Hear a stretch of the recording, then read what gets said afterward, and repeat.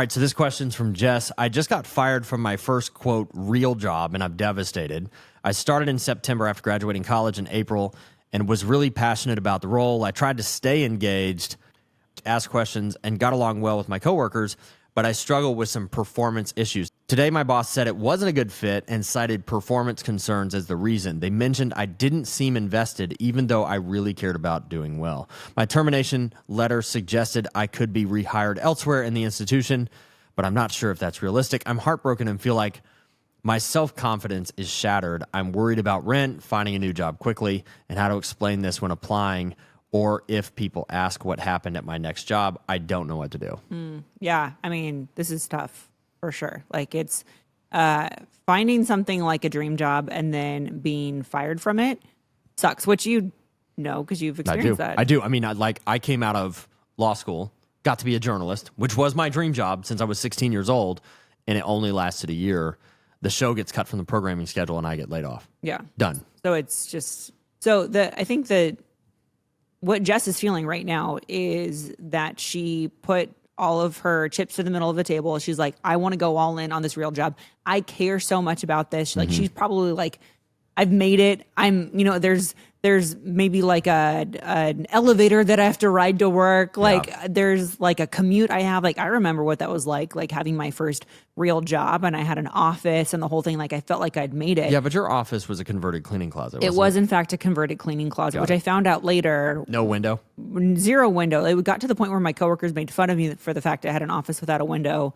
And they put up like bleach? One of those fake windows. They like bought it on Amazon really? or something, that just to like be jerks, basically. But I love them for it.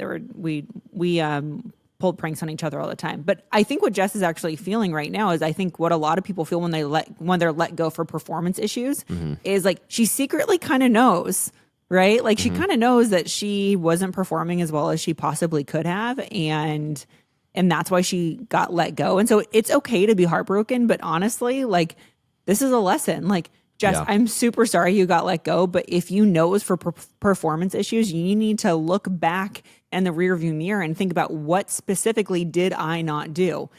They said in the letter that you didn't really have the kind of commitment that they were expecting from you. So maybe it's a communication issue that you're like, what does commitment really look like? Like any good relationship, whether it's a romantic partner or a friendship, or in this case, a job, communication is everything. And honestly, kind of just sounds like they were mismatched. Like, she wasn't communicating her interest, passion, and commitment to the job.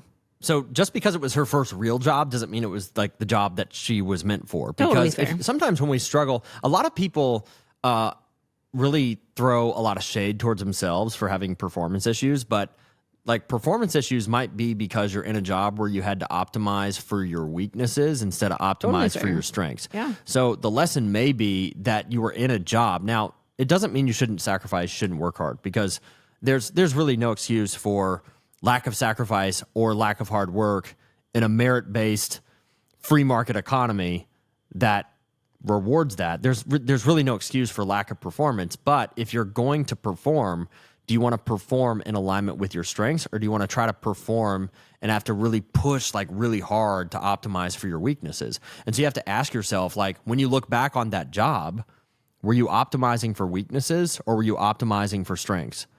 That's the question. And then if you were in a place where you could live out and work through your strengths, you need to ask, why didn't you? Yeah. And what level of curiosity did you have around your job? Because I think that's where a lot of people actually fall in love with their jobs, even if they're not really great at it at the beginning. Is it something you want to learn more about? Is it an area of fascination that you want to go deeper on? So I don't know what the job was, but whatever it was she wanting to learn more, get better, improve her skill set? Odds are she was going to enjoy it that much better. So for her, she could come back and work for the company. And if it's a great core value connection, if it's a great culture, if she's like, I like what this company stands for, then yeah, come back and see if there's another role that you can apply for. But if not, then this is not only, number one, a huge learning lesson, it sounds like, is being able to find a job that does optimize your strengths. But number two, go into it learning from the past of like, how do I communicate my strengths? How can I communicate my commitment? And how can I communicate that I see myself long-term at this company? I think that's a big challenge a lot of young people face right now going into the workplace is they don't know how to communicate their commitment to a company, and companies are just assuming that they're just like every other young person in the workforce. They do. And I mean, you did this research with a big international research firm. And the question was about loyalty. Oh, yeah, the definition of loyalty. Yeah, what's the definition of loyalty? And because I think sometimes we assume we're operating from the same definition, but we're not. Like, you look at Xers and Boomers, what was their definition of loyalty? Yeah, it was longevity. It was like, how long are you going to be here versus loyalty for another generation, probably Jess's generation, is passion, which she kind of just said. She's like, I really liked what I did, but that didn't mean that she necessarily had the commitment to go all the way. I found the research fascinating because loyalty was more about intensity while I'm there. Yeah. It was like, how much do you enjoy the work that you're doing versus how long do you want to be there? Two very different definitions that could really be a huge deciding factor of how long you're going to stay at your job.